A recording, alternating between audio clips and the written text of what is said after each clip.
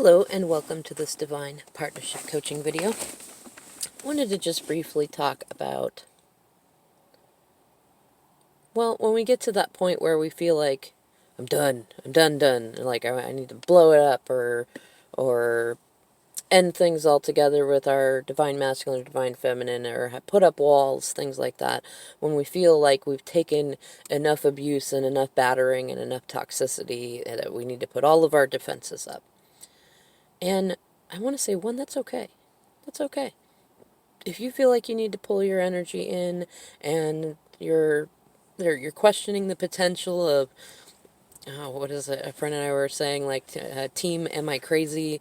You're wondering if the journey is real, if you put all your eggs in the wrong basket, any number of questions that go along those lines. And I mean, I really want to emphasize there's no wrong answers.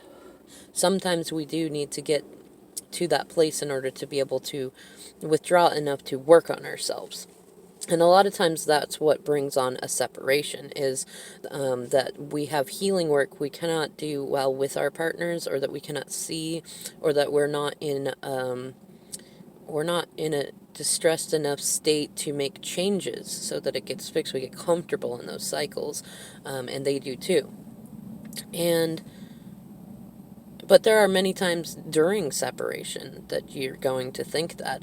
And I don't really want to say whether or not it's like to do that or not do that, but what I do want to recommend is that you really take a look at the extremity level in that, and what got to that point. Like, for me personally, it can often get to the point to where I'm getting mixed signals. Like, it'll be, I do care about you, and I do want this or that, and I am going to work to get better, and then suddenly I get the crap end of the stick financially, or the kids don't get to see their dad very much, or I'm not getting a regular, like, peppy connection, and I don't know what's going on, and the confusion gets disorienting. And then there'll be, like, I'll try to say, hey buddy, this isn't cool, and that'll result in a reactive engagement between the two of us and immaturity on both sides. And then I get to that place of feeling like, okay, I just need to be done with this. I just need to be done with this. Why am I allowing myself to be treated this way? What is wrong with me? Like, where's this masochistic side in me that I can't just release it?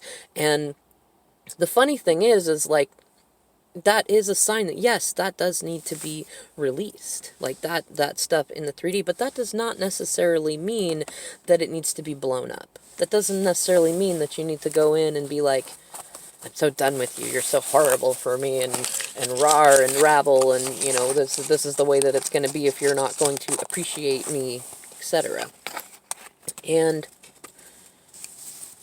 really, when we get secure in our emotions, we don't need to do that. We don't need to get validation. We don't need to blow things up. We don't need to get to a state to where we have to push it or wait for the other shoe to drop, or etc. And often what you'll find, ironically, if you're feeling in that place, it is more than likely that if this is your twin flame, they are also feeling that, and it's probably more so a reaction from you guys to each other.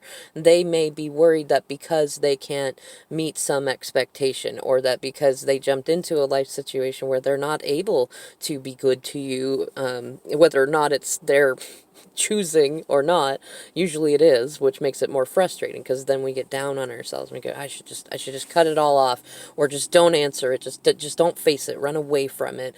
And then the person on the other side, usually us, ends up getting to that point of like, oh, I don't get it. How can they treat me like this? And I'm patient, and I'm caring, and I'm uplifting, and I'm doing this and that. But in that, you can kind of see what's going on.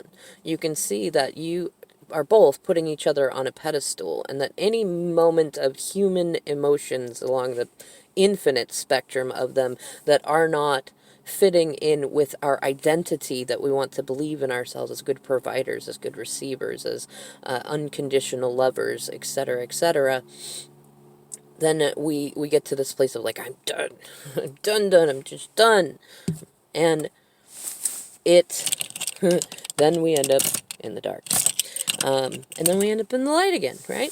And it's important to remember that there is a cycle in it, and there's a cycle in the healing of that. So when you get to that place, my suggestion is simply to lean into those feelings without taking action. It's not a great thing to like jump into taking action when you're feeling very, very emotional. But it's also not good to tell yourself that you don't deserve to feel that way, or to like reason away using positivity that, oh well, I have faith in spirit that they're going to bring them around, so I'll just overlook this. No, like, face your feelings. Are you feeling hurt?